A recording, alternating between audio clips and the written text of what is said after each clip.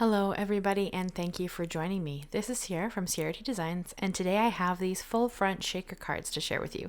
So let's jump right in. So I'm going to use some Canson cold press watercolor cardstock here and I'm going to trim it down to be the full front of a card base, which I'm using A2 size, which is 4 1/4 by 5 1/2. And I have two going because I'm going to have all this stuff out. So I figured I might as well make two and this is such a neat idea. I didn't come up with it. I've seen it now multiple times. I've seen it on the Simon Says Stamp YouTube channel. I actually first saw it on Amy R. from Prairie Paper and Inks YouTube channel. I first saw it on her channel, but I've seen it in so many places now, and I'm not totally sure who actually came up with the original idea, but it's super, super neat, so I really wanted to try one. So I did bring in my Splat Box, and I used a little bit of water on my cardstock to start with, and then I have 4 colors here in the Distress Oxide spray. I have Salvaged, Patina, Carved Pumpkin, Kitsch, Flamingo, and Seedless Preserves. And I just kind of went back and forth between the colors, and then I blot off any that kind of pooled to the edge, or if anything had made kind of a brown color, I would have kind of cleaned that up. But I found that these colors work really well together. You do have to be a little careful with like a purple shade and an orange shade, just because purple and yellow are they can make brown together. They're complementary colors. So I did kind of have to keep an eye on that. But Seedless Preserves is a very pink purple, if that makes sense. And pink and orange can go well together. So as long as you're kind of careful with your color theory and you just kind of watch your colors, you shouldn't have too many problems. And it shouldn't really make brown. I did have a little bit of a sludgy color on this one, but no problem. I cleaned it up with some water a little bit later and then that was fine. So here you can see I'm just adding a little water to get a little bit more movement. And then I just spritz on a little more color of whatever color I felt was kind of missing. So I just added whatever I felt needed more of in this specific one. So on that one, I used a little more Salvaged Patina and a little more Carved Pumpkin. And then I just added a little water to get some movement. And then I set them aside to dry. So they are fully dry when you see me work on them in the next screen here, but of course, that's the power of editing afterwards. And in this one, I just did the same thing, added a little more water and then added a little more color, depending on what I felt was kind of missing in each panel. And then I'll like hold it up to get some movement and a little bit of something different. So this is a slightly longer video for me. I hope you'll hold out and watch till the end of the video. I think this is a really neat technique that I think is a lot of fun, and I think everybody should try to recreate if they want to. By no means would you need to make a non-traditional Christmas card, which is what I'm making here. I made a very traditional Christmas card for Christmas in July last Monday. So this one I just really wanted to do something bright and bold and in your face, which is kind of my style as a general rule. So that's just kind of what I wanted to do here. But you could absolutely make this a traditional card with some shaker pieces or a birthday card or any kind of card that you choose to make. So I did splash on some Perfect Pearls, just mixed up in my little mini mister bottle. And I am splashing on now some Dylusions white linen ink spray, just to add a little bit of white to the background. It is water soluble, so it will pick up some of the color from behind. And I don't mind that at all. It kind of just blends in a little bit more to the background, but by no means, you could have added like white gouache and it wouldn't have done that. So I did bring in my Misti and I'm going to heat emboss some snowflakes to the background, but I did want to check that my panel was completely dry, and it is. So I'm going to use the Simon Says Stamp Prismatic Snowflakes, I believe the stamp set is called. I just realized that I didn't write down the name of the stamp set, but everything I used will be linked and listed down below. It is a Simon Says stamp, and I'm pretty sure it's Prismatic Snowflakes, but I'll have it linked down below if you want to check it out. It's a beautiful stamp set. And I just kind of have every single snowflake that's in the set arranged on kind of an angled pattern across the panel there. And I used... Sorry, my cat just knocked something over. I used an anti-static powder tool there just to keep the kind of embossing powder contained within the stamps. And I am going to stamp it twice just because this is a cold press watercolor cardstock, so it can be quite textured. And I find that sometimes the ink doesn't grab as well as I would like it to. You could use something to put more pressure on the lid. I generally just stamp twice. I find that easier for me, but whatever works for you. I mean, there's no wrong way to make a card in my opinion. So I'm going to stamp this down twice, then I'm going to cover it with Brutus Monroe's Alabaster White embossing powder. And I chose white. Again, you could have chose any color. It's so funny, when I was making these, I had so many ideas of what I could have done for different cards. But I really wanted to create these ones. So this is the path we're going on. But while making these, I had so many different ideas that I could have kind of brought in and made completely different cards. But this is where we're going with this specific card, but man, there were so many ideas. And I did that on both panels, and now I'm just going to heat set it with my heat tool. I did preheat my heat tool. I think that that's a big thing when you're doing heat embossing, to not create warping in your cardstock.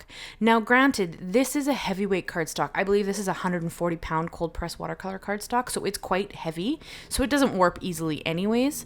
But if you're concerned with warping, by all means, just heat your heat tool for like 30 seconds before you bring it to your cardstock. And I have found that that gives me better results and less warping in my embossing, which I think is kind of important when you emboss things, because nobody wants a piece of paper that's all wonky. However, there are ways to fix that if you do have that problem. You could run it through like a Mica machine and heat it, or like a laminator without anything to laminate, and it will actually help it lay flat again. But I didn't want to do that. So, and then here I just have a piece of stamp packaging. There are actually pockets that exist for this technique, which I didn't know until recently. I watched it in one of Amy R's videos. I didn't realize that. So, but by all means, you can use what you have on hand. So in this case, I just used a stamp package that I'd had in my stash for quite a while, and I just cut it down to size to where I wanted it to fit the full front of the card. And I am cutting two pieces because I'm making two cards, obviously. And you want a very heavy duty tape for this.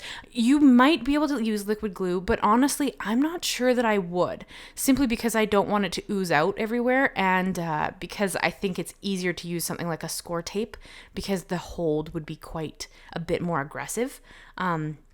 I haven't used liquid glue though, this is the first time I've ever made these, and I think they turned out pretty awesome. But I do wish that I had 1/2-inch score tape. This is 1/4 inch. I don't have any 1/2-inch in my stash. I only have I have smaller sizes, but I don't have the 1/2-inch. So I kind of do wish, I think this would have been a little bit better with 1/2-inch, but I don't have it. So I just kind of double layered my 1/4 inch to make a 1/2-inch, and I only did it on this one side. And I mostly did that to kind of even out my cut on the acetate or the stamp package, because I cut it a little bit wonky and a little bit long. So I just used that double piece to kind of fold extra over to make it more squared, or rectangled, if that makes sense. I'm not sure if I'm explaining this very well. And if you guys have any questions, please leave them in the comment box for me. I mean, I read and respond to every comment that people leave. If you ever have any questions, or you want to know anything specific, or you have like tips for me, because I mean, I've never done this. So if you've done this before and you have a better way to do it, please let me know. I would love to know. Or if you want to see a specific type of video, anything you want to talk to me about, I would love to be a part of the conversation. So by all means, please leave me a comment. I would really appreciate that. And yeah, so I just continued on all three sides.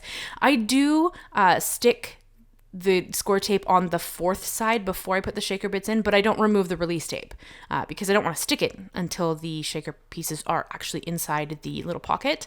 But I did put the score tape down just so it was there, so there was less chance of me dumping like bits everywhere, because I'm a little bit uncoordinated that way sometimes. So I just kind of did it that way, and then I did both. I just did the second one off screen because you didn't really feel you need to see it. And this is I believe it's Tim Holtz. I have it written down somewhere here. It's their, well, maybe I didn't write it down. It'll be linked and listed down below in the off chance that I totally forget what it is, because apparently I don't take good notes these days. It's Tim Holtz. I don't remember. I'm sorry, guys. It'll be linked down below.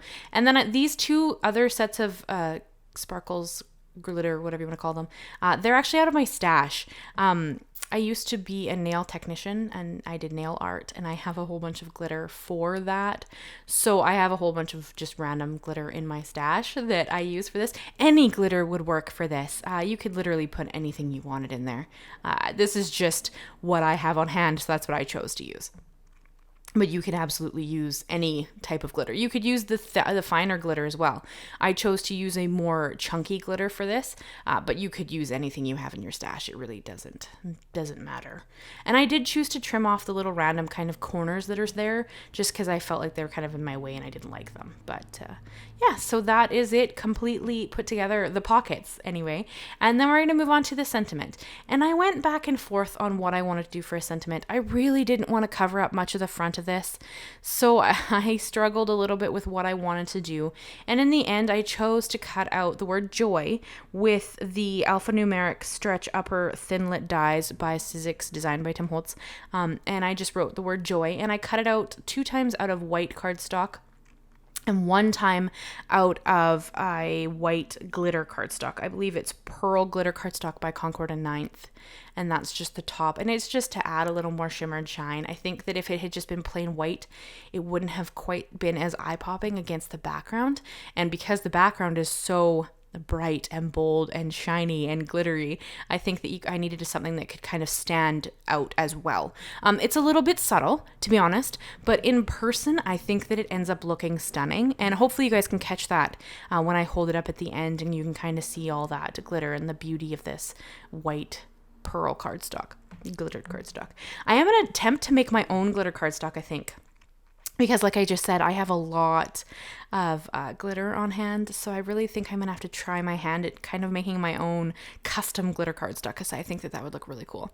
And for the inside of the stamp, or inside of the base, I really wanted to add something a little bit original. So I took the biggest stamp set out of that Prismatic Snowflakes stamp set, and I used the same 4 colors of Oxide ink that I used in the spray on the background, which were Salvaged, Patina, Carved Pumpkin, Kitsch, Flamingo, and Seedless preserves. And I just kind of played with them on top of that stamp until I kind of had something that I liked, and then I just stamped it in the background.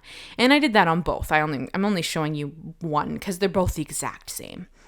And then I brought in my Barely Art glue and my T-square ruler so that I could kind of line up my joy word. This is a bit of a thing here, just because it doesn't really want to stick to the acetate. And then my tiny little sub-sentiment doesn't really want to stick to the glitter cardstock. So I had a bit of fun trying to get this to kind of line up and then stay there. So you can see that I have some acrylic blocks to hold the letters down so that they can't really move. And they don't need to be there for long. It's just long enough for the glue to adhere to keep it there. So I'm easily able to jump between the two. So I'll do like a letter, I kind of line it up on my ruler with the kind of distance that I want between my letters. And mostly I eyeball that. I'm sure that it's not perfect. It could be if you actually use the measurements. I kind of just eyeballed it and used the T-square ruler to line it up straight. But by the time I've done the second letter on the other card and go back to the first card, it's pretty well adhered. So this is just to give it a chance to adhere to the plastic without me shifting it around and then it having to let go. Because I feel like you maybe could have done this a bit on a wonky way and it would have been kind of whimsical, but that's not really what I was thinking when I made it. So I really wanted joy to be straight. And I think that because it's so big and long, that it really catches the eye that way, which I think is great for this die set. It's the only alphabet die I have in my stash, but I think that it's just so eye-catching and I love it. So every time I need to spell out a word, I use it. I just think it's pretty neat. And then I have like a little sub-sentiment, and I have a sentiment strip set from Simon Says Stamp. And they're not meant to be Christmas sentiments. I just kind of doctored them to be what I wanted it to be. And I think one says joy to my dearest friend, and the other one, I don't even remember. We're gonna see here in a second together. I made them last night, but you'd think I'd remember. Yeah, so that one is joy to my dearest friend. And the second one, I think, we're gonna see here in a second. And then I put the block back on because, again, it didn't really want to adhere to that glitter cardstock. So this is just to help it stay there. And then the second one is wishing you all the joy. Yeah. So it wasn't actually meant to be Christmas sentiments. I think that they're like, some of them were like wedding sentiments, but I just cut them apart into something that kind of fit what I was after. So, I mean, there's no wrong way to do this. You could have probably left it off and just had joy, but I felt it was a little bit plain. And I think the sub-sentiment kind of just adds a little bit extra. So I did put some 25 millimeter score tape on the back of my panels. This is mostly just to keep them adhered and to keep the acetate stuck down in the back. And then I just use my Score Buddy because this is one of the easiest ways I've found to line up a full front panel without having to fight it. I mean, if you have a border, obviously you're going to have to kind of figure out a way to do that. But if you're doing a full front of a card, I find that this is like the best way to get it to lay down perfectly in the corner that you need it in. So this is kind of my little trick to get them to go down properly onto my A2 size card base. This would work with other sizes as well, 5x7 and whatnot. But in this case, yeah, this is kind of my little hack to make sure the front is actually on the front and I don't have to worry about it. Because if you had to trim this, you'd have a problem because you'd have to cut into the acetate. So that would be bad. So here I'm just going to hold it up so you guys can see it in all its glory. I hope that you enjoyed this video. I hope that you leave me a like, leave me a comment, consider subscribing. I do a new video every Monday and then I randomly join in on hops whenever they're available to me. So I would love to have you back, and we're getting closer and closer to 2,000 subscribers. And when we get there, we'll do some kind of fun giveaway. So let me know what you guys think of this card and if you think this is something you'd try yourself. Thank you so much, guys, and I will see you again soon. Bye-bye for now.